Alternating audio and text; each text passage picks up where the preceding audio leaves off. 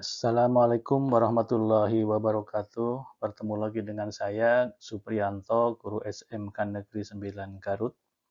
Pada kesempatan ini, saya akan menyampaikan materi tentang Virtual Local Area Network atau sering disingkat dengan VLAN. Nah, apa itu VLAN? VLAN adalah kumpulan perangkat di satu jaringan LAN yang dikonfigurasikan oleh perangkat lunak sehingga perangkat yang terhubung dapat berkomunikasi satu sama lain seolah-olah sebenarnya menaungi sejumlah segmen LAN yang berbeda. Jaringan VLAN merupakan LAN yang bersifat virtual, berupa sekelompok perangkat yang berkomunikasi seolah-olah setiap perangkat terpasang pada kabel yang sama. Jadi VLAN memungkinkan beberapa jaringan untuk bekerja seolah-olah sebagai satu LAN. Sekelompok perangkat pada satu atau lebih LAN dikonfigurasi untuk berkomunikasi seperti mereka berada pada satu segmen. Kelebihan VLAN. Yang pertama, VLAN dapat meningkatkan keamanan. Penggunaan VLAN dapat meningkatkan keamanan karena hanya pengguna dalam VLAN yang sama yang dapat saling berkomunikasi. Selain itu, memudahkan dalam membuat pengaturan kebijakan pada router untuk hak akses, sehingga setiap VLAN yang berbeda bisa saja tidak dapat terhubung karena dibatasi. Yang kedua adalah peningkatan efisiensi jaringan. VLAN menyederhanakan manajemen jaringan karena pengguna dengan persyaratan jaringan yang sama dapat dikonfigurasi pada VLAN yang sama. VLAN juga dapat diberi nama agar lebih mudah diidentifikasi.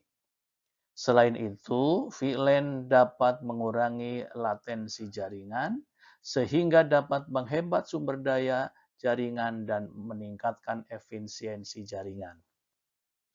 Kemudian yang ketiga adalah dapat mengurangi biaya atau pengurangan biaya.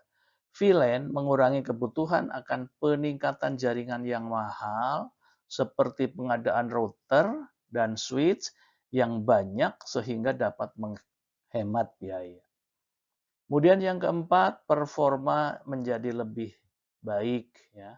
Membagi jaringan menjadi VLAN mengurangi jumlah perangkat dalam domain siaran, yakni bagian logis dari jaringan komputer. Semua perangkat yang terhubung dapat menjangkau satu sama lain. Kemudian yang kelima, manajemen proyek dan aplikasi menjadi lebih sederhana. Ya. VLAN mendukung proses manajemen menjadi lebih ringkas karena perangkat jaringan untuk kebutuhan bisnis atau geografis. Kemudian di samping ada keuntungan, tentu ada kelemahan. Apa kelemahan VLAN?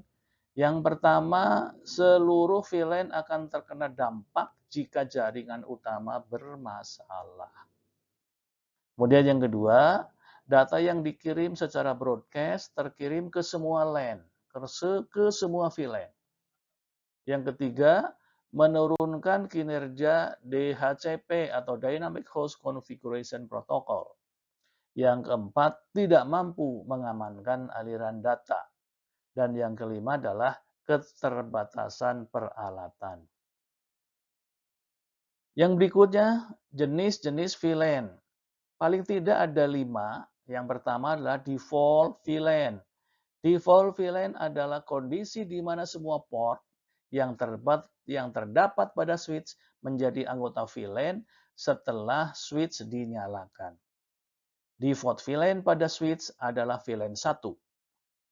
Kemudian yang kedua, data VLAN. Data VLAN adalah VLAN yang dikonfigurasi khusus untuk membawa trafik data yang digunakan oleh pengguna.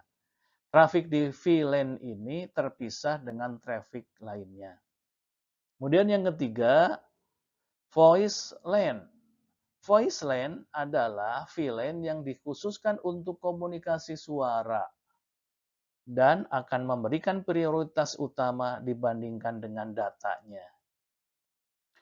VLAN ini mempunyai prioritas tertinggi dibanding tipe trafik jaringan lainnya. Yang keempat, native VLAN. Native VLAN adalah VLAN yang didesain untuk mendukung switch model lama. Dan yang kelima adalah manajemen VLAN. Manajemen VLAN adalah VLAN yang dikonfigurasi secara khusus untuk manajemen. Terima kasih.